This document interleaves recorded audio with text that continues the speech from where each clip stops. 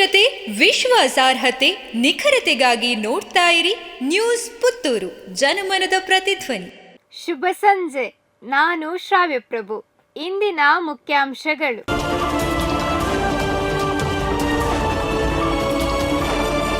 15ನೇ ವರ್ಷದ ಪುತ್ತೂರು ಮೊಸರು ಕುಡಿಕೆ ಉತ್ಸವ ಶೋಭಾಯಾತ್ರೆ ಆಮಂತ್ರಣ ಪತ್ರಿಕೆ ಬಿಡುಗಡೆ.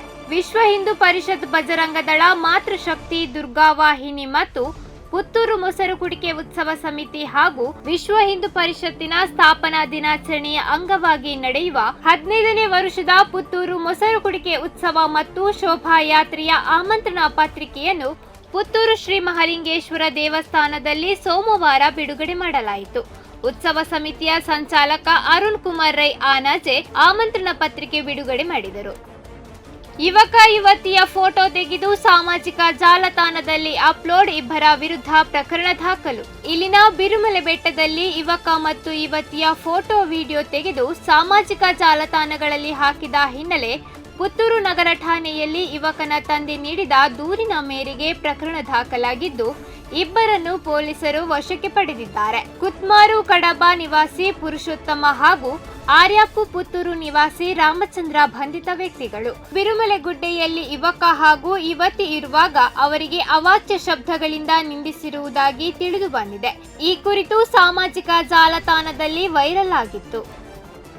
ಗ್ಯಾರಂಟಿ ಯೋಜನೆ, ಸಿಎಂ ಆರ್ಥಿಕ ಸಲಹೆಗಾರ ಬಸವರಾಜ ರಾಯರೆಡ್ಡಿಯವರಿಂದ ಮಹತ್ವದ ಮಾಹಿತಿ. ರದ್ದಾಗಲಿವೆಯೇ ಗ್ಯಾರಂಟಿ ಯೋಜನೆಗಳು? ಕರ್ನಾಟಕದಲ್ಲಿನ ಸಿದ್ದರಾಮಯ್ಯ ಸರ್ಕಾರದ ಗ್ಯಾರಂಟಿ ಯೋಜನೆಗಳಿಗೆ ಸಂಬಂಧಿಸಿದ ಹಾಗೆ ಸಿಎಂ ಆರ್ಥಿಕ ಸಲಹೆಗಾರ ಬಸವರಾಜ ರಾಯರೆಡ್ಡಿಯವರು ಮಹತ್ವದ ಮಾಹಿತಿ ನೀಡಿದ್ದಾರೆ. ರಸ್ತೆ ಬೇಕು ಎಂದಾದರೆ ಗ್ಯಾರಂಟಿ ಯೋಜನೆಗಳನ್ನು ನಿಲ್ಲಿಸಬೇಕಾಗುತ್ತದೆ ಎಂಬ ಅವರ ಹೇಳಿಕೆ ಸಾರ್ವಜನಿಕ ವಲಯದಲ್ಲಿ ಆಕ್ರೋಶಕ್ಕೆ ಕಾರಣವಾಗಿದ್ದು, ಯಾವುದೇ ಕಾರಣಕ್ಕೂ ಉಚಿತ ಯೋಜನೆಗಳನ್ನು ನಿಲ್ಲಿಸುವ ಮಾತೇ ಇಲ್ಲ.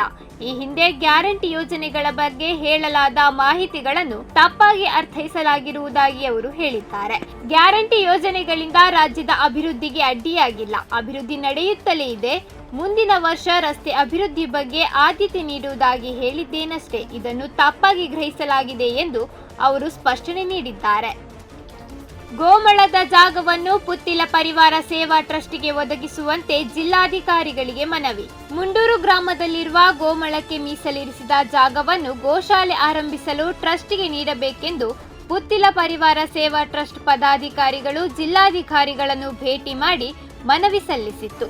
ಈ ಬಗ್ಗೆ ಕಂದಾಯ ಇಲಾಖೆಯವರ ಜೊತೆ ಚರ್ಚಿಸಿ ಮುಂದಿನ ನಿರ್ಧಾರವನ್ನು ತಿಳಿಸುವುದಾಗಿ ಜಿಲ್ಲಾಧಿಕಾರಿಗಳು ಭರವಸೆ ನೀಡಿದ್ದರು. ಪುತ್ತೂರಿನಲ್ಲಿ ಗೋವುಗಳನ್ನು ರಕ್ಷಿಸುವ ನಿಟ್ಟಿನಲ್ಲಿ ಗೋಶಾಲೆ ಬೇಕೆಂದು ಸಾರ್ವಜನಿಕರ ಅಭಿಪ್ರಾಯದಂತೆ ಪೂಜ್ಯ ಪೇಜಾವರ ಸ್ವಾಮೀಜಿಗಳು ಕಳೆದ ವರ್ಷ ಶ್ರೀನಿವಾಸ ಕಲ್ಯಾಣ ಸಂದರ್ಭದಲ್ಲಿ ಗೋಶಾಲೆ ಆರಂಭಿಸಬೇಕೆಂಬ ಆಶಯ ವ್ಯಕ್ತಪಡಿಸಿದ್ದರು. ಈ ಹಿನ್ನೆಲೆಯಲ್ಲಿ ಟ್ರಸ್ಟ್ ಗೋಪ್ರೇಮಿಗಳ ಸಲಹೆ ಪಡೆದು ಸರಕಾರ ಜಾಗ ನೀಡಿದರೆ ವರ್ಷದ ಒಳಗೆ ಸಾರ್ವಜನಿಕರ ಸಹಕಾರದೊಂದಿಗೆ ಗೋಶಾಲೆ ಆರಂಭಿಸುವುದೆಂದು ಸಂಕಲ್ಪ ಮಾಡಿದ್ದು, ಜಾಗವನ್ನು ಮಂಜೂರು ಮಾಡಿದ್ದಲ್ಲಿ ಮುಂದಿನ ದಿನದಲ್ಲಿ ಸುಸಜ್ಜಿತ ಗೋಶಾಲೆ ಪುತ್ತೂರಿನಲ್ಲಿ ನಿರ್ಮಾಣವಾಗಿ ಗೋಪ್ರೇಮಿಗಳ ಬಹುವರ್ಷದ ಕನಸು ನನಸಾಗಲಿದೆ.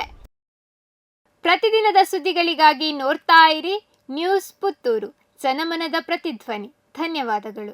ವಸ್ತುನಿಷ್ಠತೆ, ವಿಶ್ವಾಸಾರ್ಹತೆ, ನಿಖರತೆಗಾಗಿ ನೋಡ್ತಾ ಇರಿ ನ್ಯೂಸ್ ಪುತ್ತೂರು, ಜನಮನದ ಪ್ರತಿಧ್ವನಿ.